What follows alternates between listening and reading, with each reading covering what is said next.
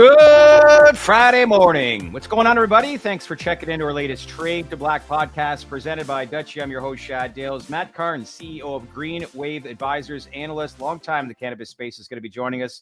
Give us a quick recap on Verano Holdings earnings from earlier this week and tee up what investors should be watching for as we see the other remaining Big Four, along with a lot of other companies, report their latest earnings next week. So what can we expect and what should we be pay attention to? As well, we'll look at some numbers. Medical marijuana market globally is supposed to be over $80 billion within the next 6 to 7 years. That is a staggering number.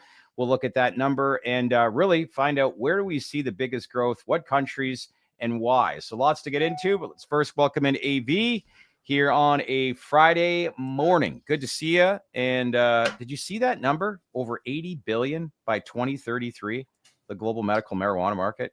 It's not surprising. It's not surprising when you've got France, Germany, Canada all kicking our ass in terms of normalizing and actually regulating cannabis in a good fashion. Cannabis is going to be big. It's going to be a $100 billion industry. Especially when you factor in adult use and medical.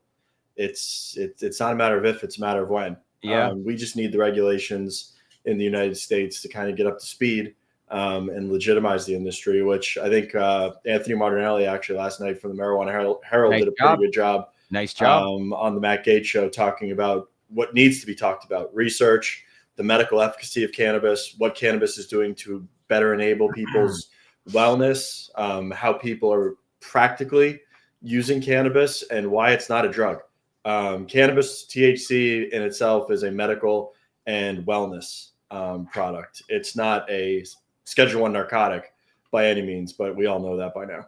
If anyone wants to see a really informative interview, check out the one we did yesterday with both Brendan and Kevin McKernan. Incredible stuff that they're doing. Kevin, like genius, by the way. A lot of the stuff was over my head. You guys actually went in depth and had some good dialogue going back and forth. But we did get on the topic of just, you know, where a lot of this stuff is being tracked. We talk about the hemp industry, but he brings up some valid points about, you know, what does cannabis rescheduling look like in the event it does happen. We're going to have more conversations with them pertaining to that. So if you get a chance, make sure to check out that interview. It was really good. What was your big takeaway from speaking to him yesterday? It was nice to finally put a face to the name. Yeah. I've gone back and forth with him on Twitter, and I've seen him do a lot of good on Twitter for some time now, going back and forth with Alex Berenson and the Sam Clowns, debunking just the reefer madness nature of any of these studies that they're saying. I mean, they lack control. They lack just defined parameters within the studies, especially when they look at things such as psychosis. And I mean, Kevin's always been one out there to call them out on their bullshit. They're also doing revolutionary work in the field of genomics around cannabinoids. The fact that I didn't realize that they are taking the genomes and the sequencing and at that point in time inscribing them on the Bitcoin blockchain to create an immutable record of their Cannapedia. It's quite fascinating. I mean, it's something that I look forward to talking with Kevin with further as we kind of expand on that series of content with them and diving into some more nuanced topics. Around cannabis, around genomics, around the cannabis industry. Some of the stuff they talked about may seem a little above people's heads or a little foreign, you know, as far as today, but maybe ask that question again as to what they're doing 5 years from now, because they look like they're ahead of the game. And let's face it, as we had that conversation with Steve Robinson this week, it's always good to know what you are consuming, where it's from, because as he said, Speaking of Steve Robinson, Maine is actually running a ballot initiative, I'm pretty sure, to roll back the adult use cannabis industry, such as what we're seeing in Massachusetts. So it's going to be interesting to see what happens at the ballot box. Yeah. What is going on? Confusing. What's going on? If you wanted to build a perfect Trojan horse to essentially torpedo the cannabis industry, you would have simply enabled hemp-derived THC in 2018 and just let it spiral out of control until you can't blame one or the other. You just blame cannabis. And as a result of that, people are going to want to repeal and pull back what they can see and what's the lowest hanging fruit. And that is adult use access in these markets, because there's no delineation between HHC, THCP, D9 plant-derived THC. It's all just lumped into one bucket, which is cannabis. And unfortunately, there could be some collateral damage. I don't think you're going to see either of these markets roll back, Maine or Massachusetts. But this should be a wake-up call to the adult use industries in those states that they need to get their shit together and work with the regulators to get these illicit operations out of the market and start to really clean things up, because there could be very real recourse down the road for what they're facing in these states. Yep. Very good point. Mark Little, you did write something yesterday. I had a question yesterday, and the genomes get weaker as many times as you clone it. Does the strain then become something different or weaker? That is a question that I can't That's answer. a question for Kevin. Just using simple logic, I think you are correct, as Kevin did allude to, I think 2 or 3 times in that conversation, that the genetics shift every 2 or 3 years. So I would assume if you're starting with root genetics, you're cloning and you're weakening that set of genetics, it would be completely altered down the road. But I will actually bring that up with Kevin the next time we chat. Mark, very good point. Yes, we need some B-roll footage with some of the conversations that we had. We need to have some visualization as to some of the things that he points out. But yeah, we will work on that. We did ask for that, but that's something that we're going to highlight and hopefully bring into the equation next time we have Kevin on. But with that, let's, as we know, Verano reported their earnings earlier this week. Anthony and I quickly recapped it on Wednesday's live stream. We have the other Big Four reporting next week. So lots going on earnings season, as best described as holding their ground as Q2. So we'll see what happens, obviously, at the rest of the earnings season. But anyway, with that, let's welcome in a veteran of the cannabis industry, analyst and CEO of GreenWave Advisors, and friend of the show, Matt Karnes. Good to see you. How are things, sir? Hi, guys. How are you? Good to see you. Very good. Happy Halloween. Oh, my God. I didn't even realize. Oh, yeah. I forgot it's Halloween. Yeah. My daughter. I'm going to be an IRS agent. That's what Don't get mixed up with an ICE agent. I was going to say, yeah, that was. I don't want rocks thrown at me. So yeah, that might elicit some negative sentiments. What are you going as today, Matt? Well, right now I'm an analyst. I'm going to go as an analyst right now for the next however long we're on. I got to do some trick or treating tonight. I'm going as a Squid Game. A little bit older, but it maybe was a trend 2 years ago. But that's who I am. But I totally forgot today's Halloween. I have a friend going as the auto pen, which is the auto pen. Yeah, that's good. That's good. All right, listen, we had Verano Holdings, the reporter earlier this week. Revenue came in stable, 203 to 202. Net loss definitely widened, but there's nuance here. Some of this appears to be a one-time impairment charge. What did you think of what they reported on Wednesday? And we'll get into more of the details to what we can expect and some of the things that we should pay attention to with Cresco, Cureleaf, GTII, and Trulieve next week. But first off, one that is down. And what's your takeaway? And how much are you buying into this earnings season? Because we all know Q3 tends to be the lighter quarter of the four throughout the year.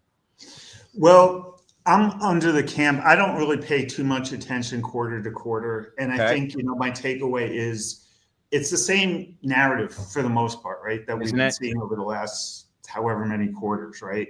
And so, if you're invested in this space, you either believe, well, at this point, if you're invested, you have to believe that we're going to have reform, because if you don't believe that that's happening, you shouldn't be in the space. Right. So that's kind of how I look at it.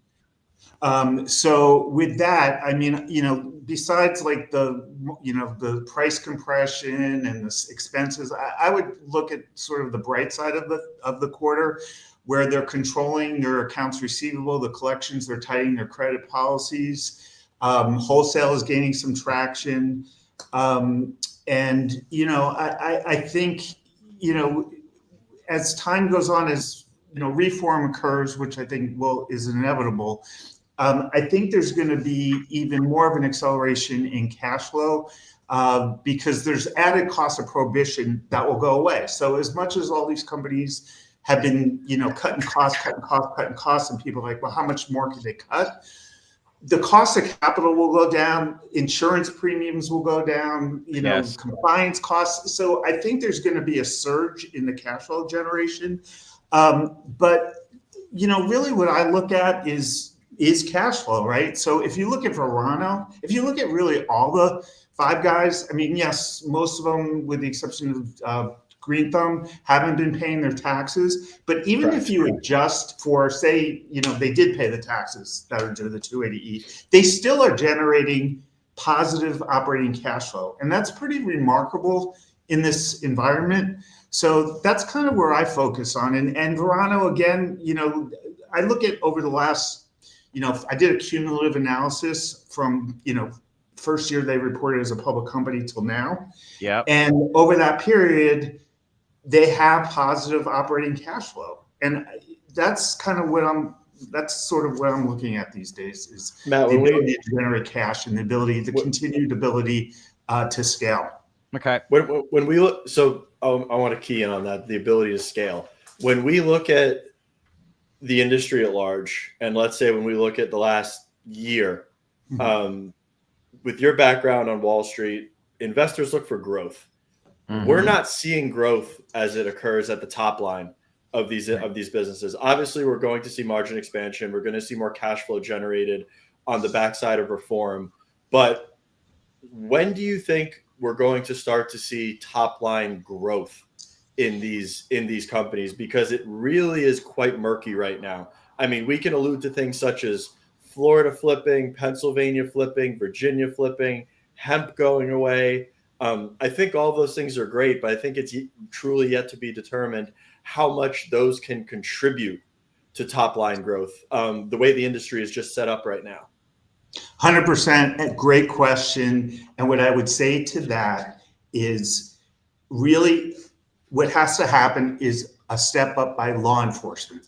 And I think that's starting to happen at the local level. We're seeing that in New York City. We're seeing that at the federal level. We're seeing the clampdown on cartels, and a lot of different things are happening simultaneously.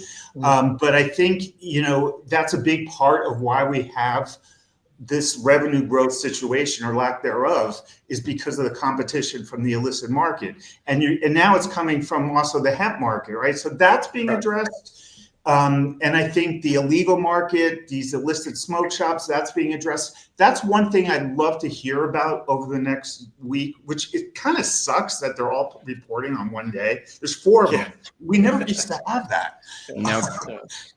So, to see sort of like what they're seeing in some markets where there's a real widespread problem with the illicit market. Have they noticed anything in terms of law enforcement, the effectiveness? So anecdotally, can I ask something real quick? Anecdotally, I mean, I've talked to Trent from Jushi, and in Northern Virginia, where they have clamped down on hemp, they have seen a positive correlation in sales in their stores in those jurisdictions go up concurrently with clampdowns on hemp. I was going to ask you that. If they close this loophole, like how much difference in top line growth could we see? Do we know? Do we have a realistic idea as to what that language is going to be if and when this loophole is closed? And that's a question for either one of you.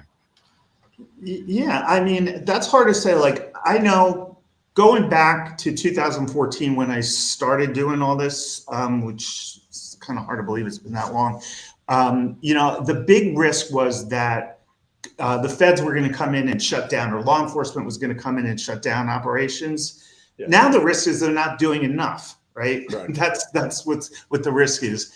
And when I sized the market, it was like, okay, this is where we think the legal market, this is the whole market. This includes the illicit market, and the legal market would start to gain market share from the illicit market.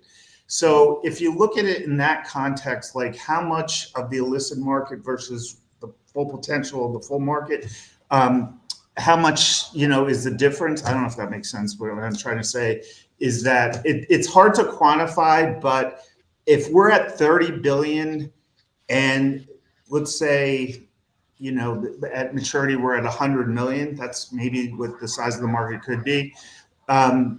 The way the trajectory is right now, maybe if we got to 70 billion, did I say million? I meant billion. Maybe 30 billion. I don't know. It's a hard number to put your hands around in terms of how much would come from the, illicit market, the hemp market.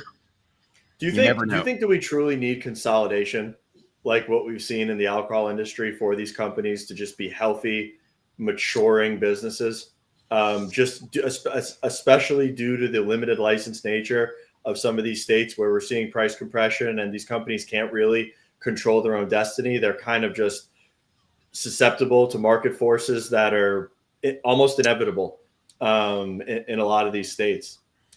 Well, I think it's going to come down to,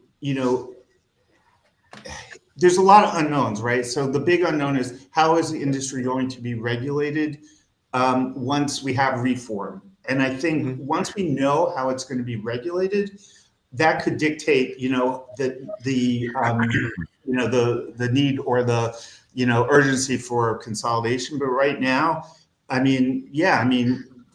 you certainly would have economies of scale, or there'd be some synergies if there was consolidation of some sort. And that's another issue that I forgot to mention earlier when you're asking about like talking about the revenue growth, because at some point we will have interstate commerce, and and at that point costs will come down, and it will be because of that there'll be efficiencies realized, and with that.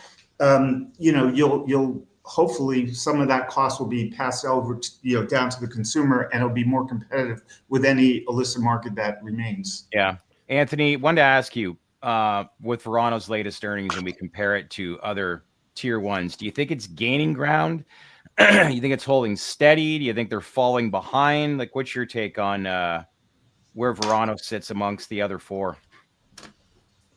I'm going to hope that the others outperform in terms of, let's say, just margin degradation quarter over quarter. Yeah, I know there were some one-time things in Verano's report, but all of the metrics were down quarter over quarter. And I know Matt's saying that he doesn't like to look at quarter over quarter. I'm not a big fan of looking at quarter over quarter, especially when you're comparing a notoriously soft quarter to a strong quarter. But year over year, they were also down 6% top line. I think the real ones that I'm looking forward to seeing are Trulieve and GTI. GTI will I think GTI is going to surprise, and I want to see if Kim's been able to maintain her margin as high as it's been with the pricing wars in Florida. That's such a big part of her business. Yep. One thing about Florida that Verano mentioned is that contributed to some of the weakness in the quarter is the Florida market and Arizona market. So I'm curious to see what the read-through is to Trulieve. Yeah. And how much, they're the first to be up at bat, right? So how much of what they're saying is, gonna carry. And in Verano's defense, George did guide higher in terms of EBITDA margin for Q4. I think he said expect it to be in the 30% to low 30% range. Versus I think the 27% range that it was for this Q. Yeah. Yeah. No, it's and then there's also the tax issue that's kind of looming. I mean, there's just so many uncertainties right now, and I think there is. Everybody just wants answers right now. The best thing this week was Verano to get that lawsuit off their chest. Yeah. The fact that lawsuit is now gone is fantastic. That was a huge monkey that was on their back. You had a bunch of people that were expecting 9 figures in damages, which personally, I always thought that was just ludicrous. They're never going to get that in a court of law. And Verano came away with it, $1 million in cash and $9 million in a building. Clean their hands of it, and it's done. It's gone. They move forward. Yes. That was the most positive data point for Verano, I would say, this week. Yeah. Yep. All right. Let's now move. I'm looking at Cureleaf. Their Q2 earnings showed revenue growth, but margin compression, especially on the adjusted EBITDA line. So they've been leaning in, as we know, a lot into Europe and brand expansion. So what do you think is the trade-off here as we look into their numbers potentially next week and what you're going to be watching for regarding Cureleaf, Matt? I'm actually with Cureleaf. I have a little caution with Cureleaf only because when just getting back to cash flow, when I looked at their cumulative cash flow from operations and I adjust for the for 280E, they actually don't have enough money to pay their 280E. They're not. I mean, what I mean is that they're not generating enough cash to pay it. They're the only ones out of the 5. So I'd like to see them have more improvement in their cash flow generation. Yep. But Again, I think the narrative is going to be pretty much the same. I think what's exciting about Cureleaf is what they're doing internationally. That's definitely a first mover, relative to the other MSOs. So that will be something to look at. And I'd like to also know about how they're tracking with their hemp beverage. Like everybody else. Point. Well, when you look at international growth for Cureleaf, Boris had some pretty big things to say last quarter, potentially spinning out the business, looking at that business as potentially being more valuable than the current market cap of Cureleaf, even though I think Cureleaf's probably done a 2x since then in market cap. But for Cureleaf, the international business means everything, in a not declining U.S. business would be a positive data point for me. How big is their hemp beverage footprint? It's small, is it not? It's not. I don't think it's bigger. It's not bigger than $100 million. It's not bigger than $100 million run rate right now. Otherwise, Boris would include the numbers in the earnings, which is why now the European stuff is being covered on the earnings reports as it's eclipsed $100 million P&L on an annual basis. So their new headquarters, they're about a mile from where I live. And nice. I just want to go there one day and bust in and get some information. The hemp beverage stuff, I'm curious I really truly am curious to see the growth rate of the hemp beverage stuff, especially when you look at like Onward, Senorita, Select. I mean, the hemp beverage stuff, there's 100 brands. Yeah. And they all sell the exact same thing. They all have analogous flavors. Like, it's all, I wouldn't want to be in that business right now. I hear anecdotally that there's a lot of people that are moving a lot of product in that business right now. So kudos to them. But that business to me is just completely up for grabs. And I don't know how you win a consumer other than doing very savvy, expensive, digital, targeted marketing.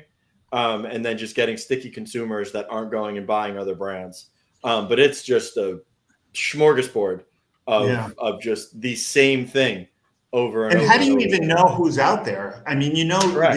the MSOs, you kind of know what that segment is, but there's so many of these players. But, hopefully, that's a problem, that's a concern, but hopefully, this will all come to some type of closure where they figure out how they're going to regulate all this. I mean, I get hit by a new ad every day for a new cannabis beverage brand on Instagram. Same with gummies. They're all marketing, they're all out there, but I don't really care. I mean, I don't care enough, and I don't see the ads that are compelling enough to buy them. I mean, I have ones that I've tried. I've said from time and time again, I mean, my favorite one that I have tried is Wana. I think that their beverages are very good. And I like Senorita, but I prefer the Wanas with the minor cannabinoids.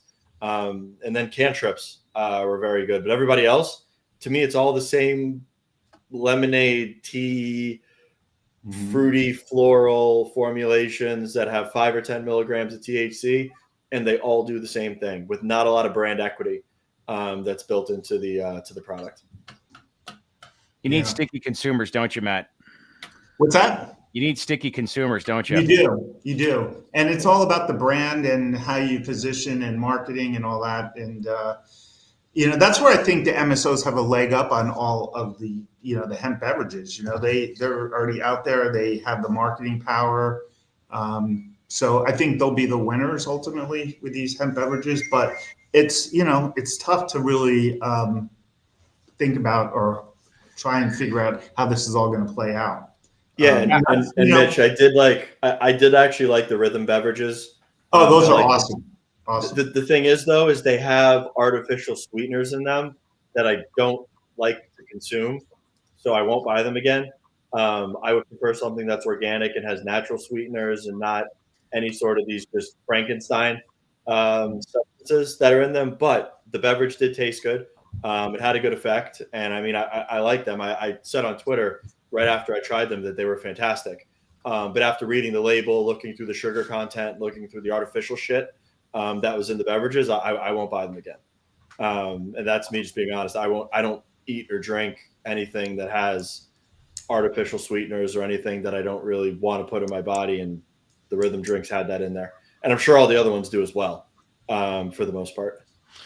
Well, I bring up sticky consumers, Matt, because listen, if you run a dispensary and you want to do something effectively, you need to obviously go to Dutchie. I don't know if you've heard of Dutchie, but they're an online platform. And if people want to learn more, they want to visit business.dutchie.com. By the way, that's a promo script. Yeah.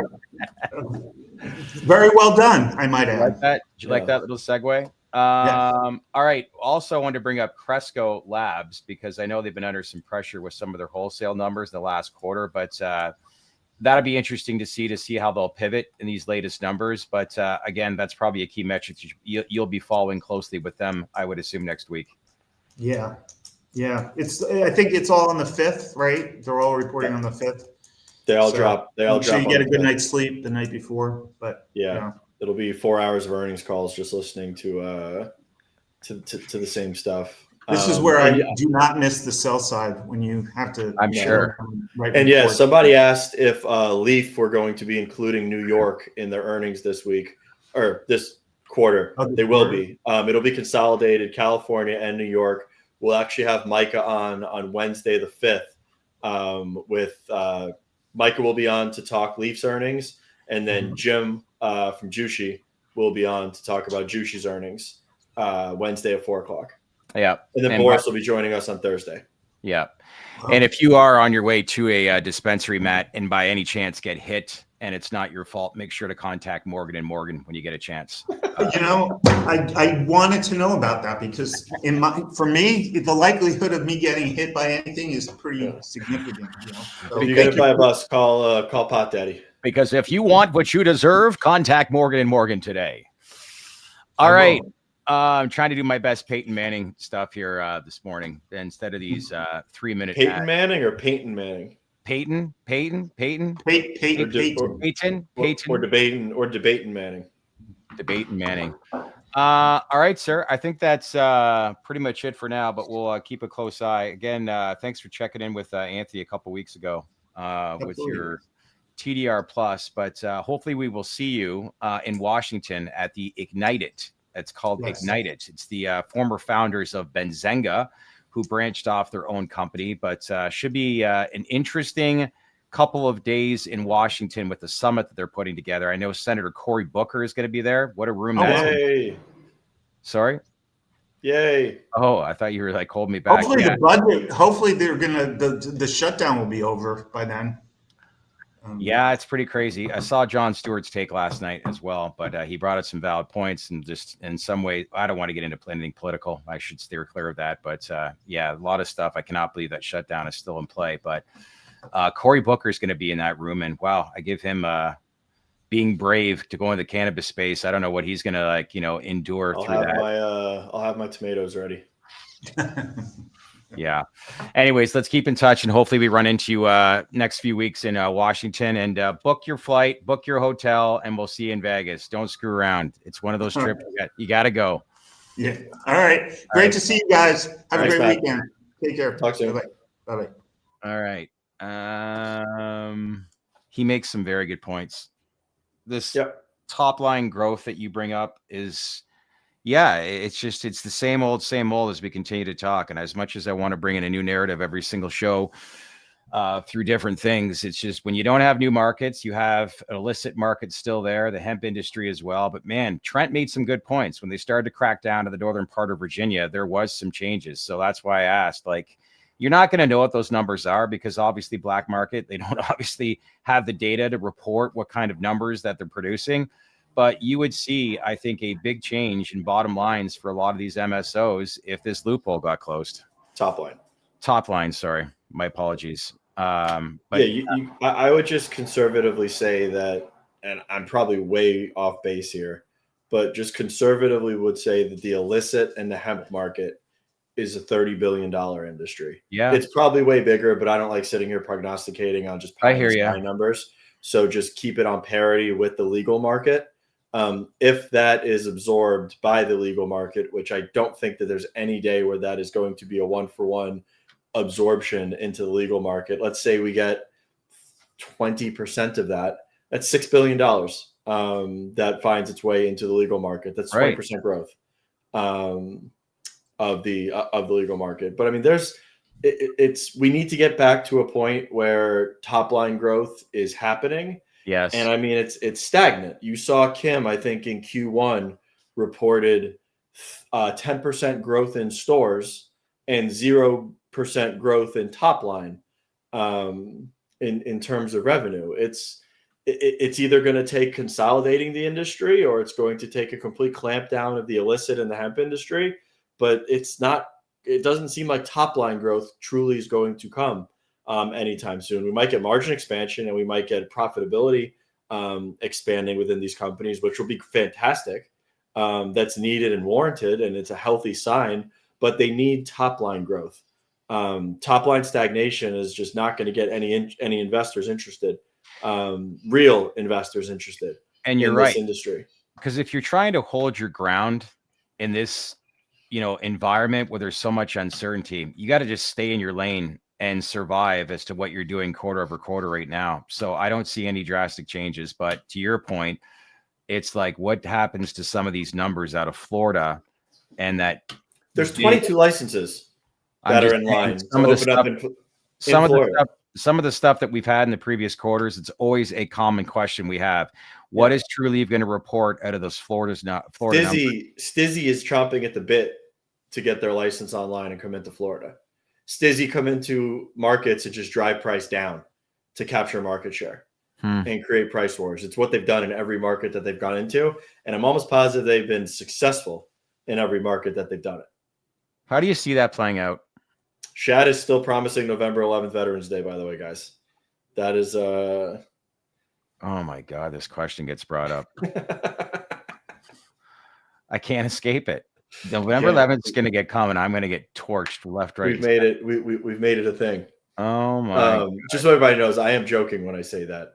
Yes. It's in good fun. Shad really didn't promise Veterans Day, but what day is November 11th? Is that November 4th is a Tuesday, so number 11 should be a Tuesday. Okay, so we're not on our live stream that day. Good, because if we are, I'm sure I would get torched that day. Well, I'll get torched even the following day on November 12th, but.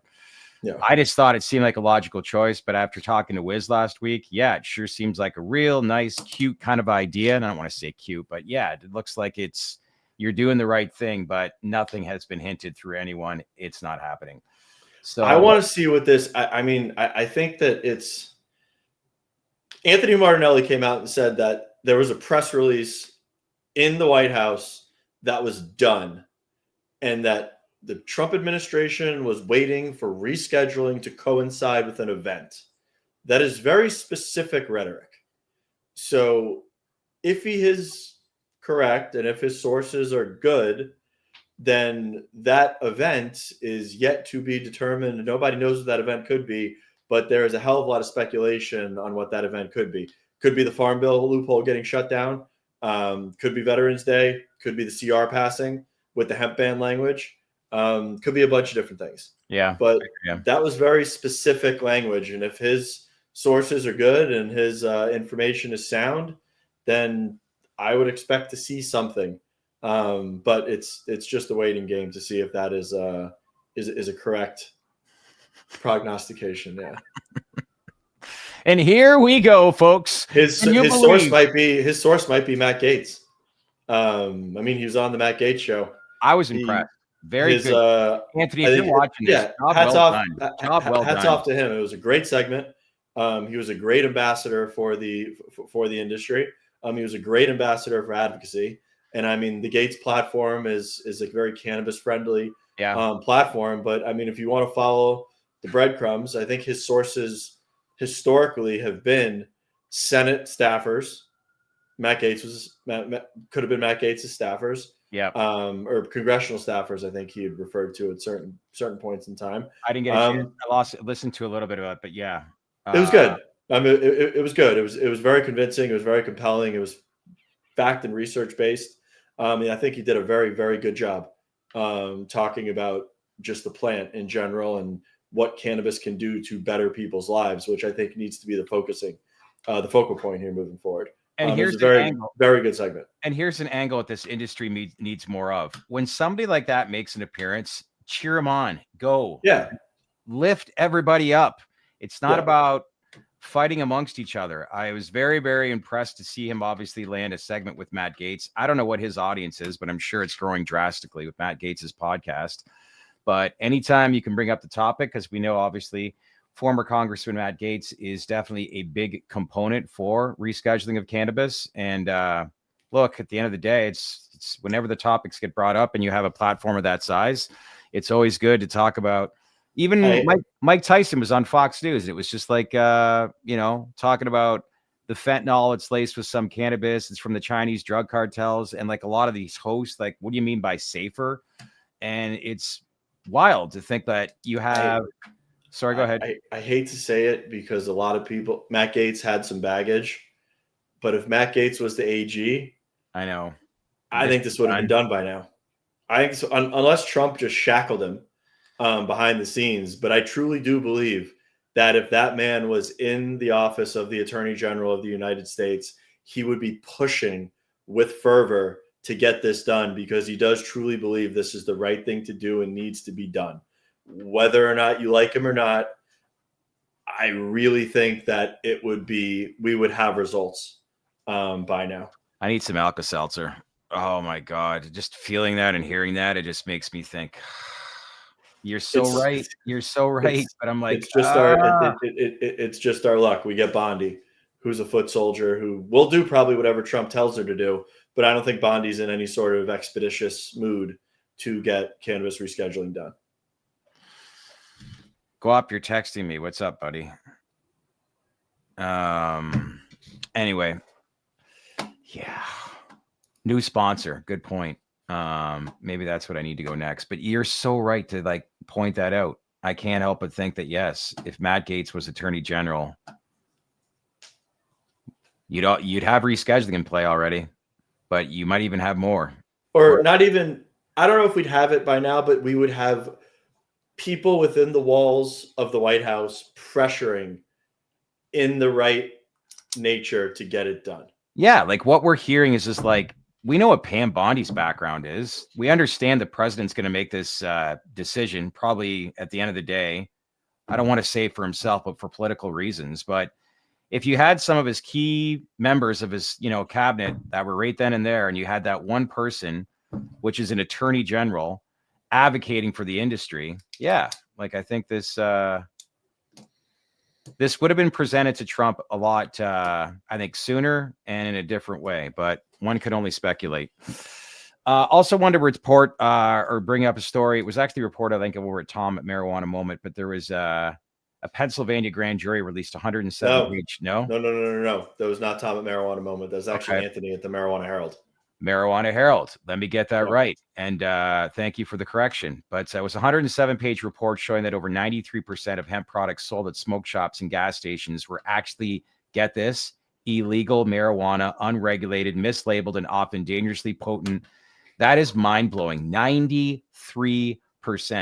If you're not enforcing, you're endorsing, is what Trent Willow. The crazy thing is, I would guarantee you that statement will hold true in every state in the country. Yeah. Pennsylvania is not an outlier. No, the hemp market is a inverted illicit market. Yeah. So we're talking when it comes to THCA flower, when it comes to vapes, when it comes to the Frankenstein products. You know who that doesn't apply to, and I'd be willing to go to bat for, is the beverage guys.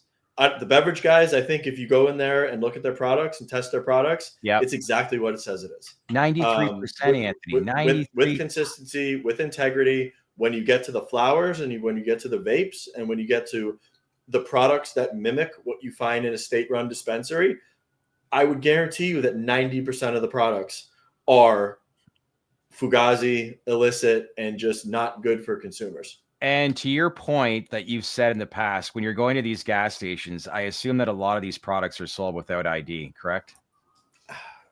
I think that's a straw man. I really don't want to push that argument.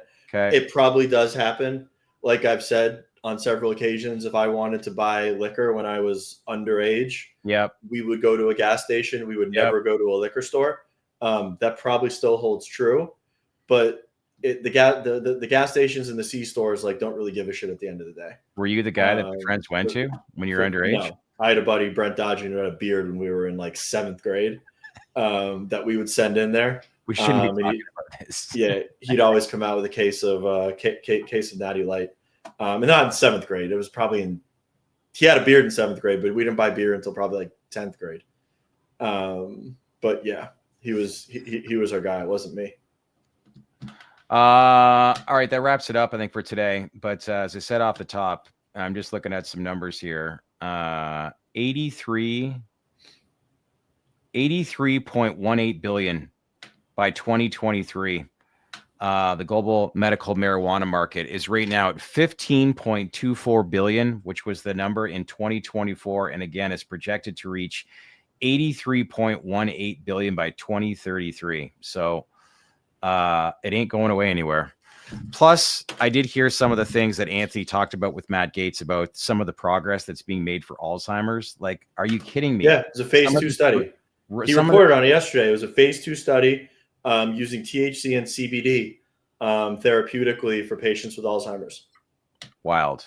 And to think about how many people are going to be diagnosed with that in the next 20 to 25 years, especially when you look at Canada is the same thing as the US. You guys are an aging country. It's like that everywhere. It's like that in Asia as well.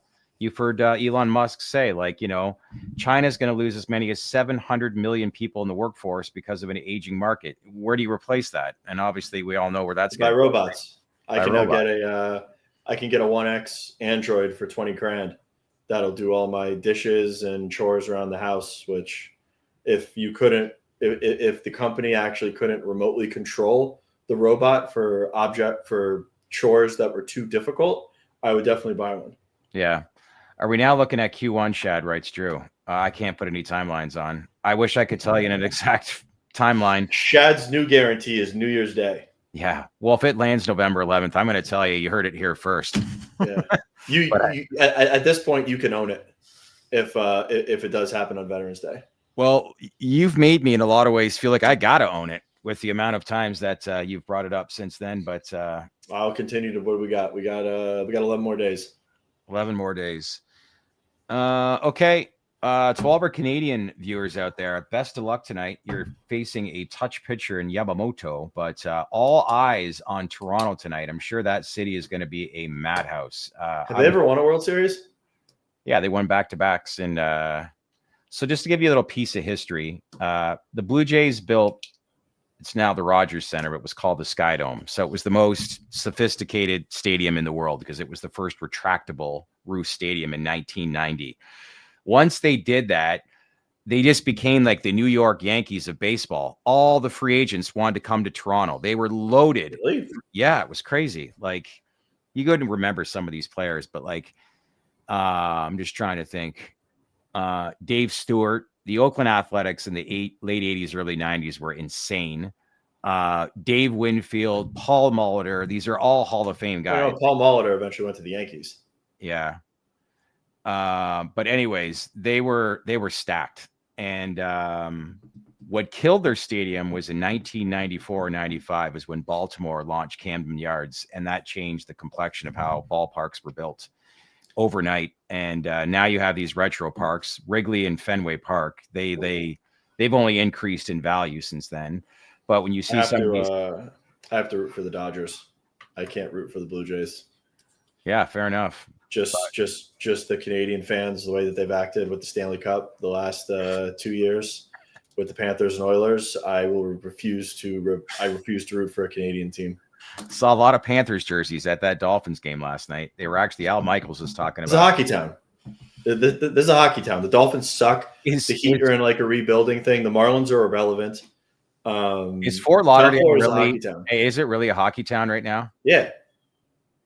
Is there a lot of youth hockey that's picked up as a result? I played hockey my entire life. Yeah. Like, hockey's always been, roller and ice are huge in South Florida. Yeah. Huge. Most kids play roller and ice hockey. Did you guys see, how do you pronounce that pitcher's last name? Savage? I assume that's what it is, but he's a rookie that was playing A ball earlier this year. So there was a YouTube short that was launched actually a couple days ago, and it showed him pitching against Ohtani. and they were tracking the amount of numbers that the person was like making each pitch versus Ohtani's each pitch while he was like taking it from the batter's box. And I think that ended up being at the end of the first at bat, I don't know, wasn't it like over $200,000, $300,000 that Ohtani made on that bat alone? And he made, I don't know, I forget what it was, something like $2 or $3 grand, but yep, you can definitely see the disparities in the payroll. But all right, big earnings week, and we're going to keep people posted. Just to give everybody a heads up, Anthony and I are going to be off to Washington. That'll be Monday, November the 17th. We're going to this event. So Cory Booker is going to be speaking at it. There's going to be an event that we're going to go to later that night. Rumor has it Congressman Dave Joyce is going to be there. There's a few other different congressmen and women, along with senators, that are going to be at this event. So look, everybody, we're going to cover off this earnings season over the next week to a week and a half. And after that, we're going to like get on the road and start finding some information more into detail on some of these timelines and what we're hearing next with regards to cannabis reform. Because I know there's a lot of questions right now. And, you know, if nothing happens on Veterans Day, and I know it's probably not going to happen, everybody's going to think, well, is something going to happen by the end of the year? I know that's the big rumor next. So we want to find out. Dolphins fired their general manager. They need to fire their coach too. I know. Did you watch the broadcast last night pregame? No, I didn't. Dude, the pregame guys were literally saying Mike McDaniels is getting fired and it'll be fine because he'll wind up on his feet in an offensive coordinator job next year. And I'm like, he hasn't been fired yet. Yeah, well, like they look like a bunch of spoiled, entitled kids that had no kind of communication amongst each other. But anyways, going back to my point, DC will have more information. We're going to Vegas at the end of the month too for the big conference. So, you know, some of the conversations we have in person with these people, we get more accomplished in 10 minutes than we do in 2 months at times. So all I ask is that, listen, hunker down. You know, we're going to have as much information as possible over these next 30 days, but just to give you guys a better roadmap or understanding on what we can expect next. But rest assured, we are calling, speaking, and like I said, going to be doing some traveling here because it's needed right now, because we need more than just this is what we're hearing through a phone call. So keep us, we'll keep you all posted. In the meantime, enjoy your rest of your day. I'm going to have the top 5 weekly international update coming out tonight, as well as the weekly recap on Sunday afternoon. So make sure that you log on and check out the latest TDR Cannabis in 5s and the weekly recap coming up tonight and Sunday. That's it for now. AV, enjoy the rest of your weekend. Thanks, everybody, for logging on here today. This has been the TDR Trade to Black podcast presented by Dutchie. Thanks, everyone. Thanks, everybody.